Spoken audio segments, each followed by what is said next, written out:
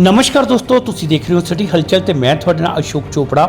ਤਸਵੀਰਾਂ ਤੁਸੀਂ ਦੇਖ ਰਹੇ ਹੋ ਜੀ ਨਿਆ ਨੰਗਲ ਦੇ ਗੋਲਫ ਕਲੱਬ ਤੋਂ, ਜਿੱਥੇ ਗੋਲਫ ਕਲੱਬ ਦੇ ਬਾਹਰ ਲੱਗੇ ਵੇਰਕਾ ਦੇ ਬੂਥ ਨੂੰ ਅਚਾਨਕ ਅੱਗ ਲੱਗ ਗਈ ਤੇ ਅੱਗ ਲੱਗਣ ਦੀ ਜਾਣਕਾਰੀ ਤੁਰੰਤ ਅਗਨੀਸ਼ਮਨ ਵਿਭਾਗ ਨੂੰ ਦਿੱਤੀ ਗਈ ਤੇ ਮੌਕੇ ਤੇ ਪਹੁੰਚੇ ਅਗਨੀਸ਼ਮਨ ਵਿਭਾਗ ਦੇ ਕਰਮਚਾਰੀਆਂ ਨੇ ਇਸ ਅੱਗ ਤੇ ਕਾਬੂ ਤੇ ਪਾਇਆ, ਲੇਕਿਨ ਤਦ ਤੱਕ ਕਾਫੀ ਦੇਰ ਹੋ ਚੁੱਕੀ ਸੀ ਤੇ ਬੂਥ ਦੇ ਵਿੱਚ ਪਿਆ ਪੂਰੇ ਦਾ ਪੂਰਾ ਸਾਮਾਨ ਜਲ ਕੇ ਰਾਖ ਹੋ ਗਿਆ।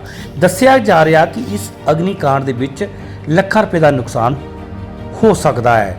ਇਹ ਵੀ ਦੱਸਿਆ ਗਿਆ ਕਿ ਅੱਗ ਲੱਗਣ ਦਾ ਕਾਰਨ ਸ਼ਾਰਟ ਸਰਕਟ ਹੋ ਸਕਦਾ ਹੈ।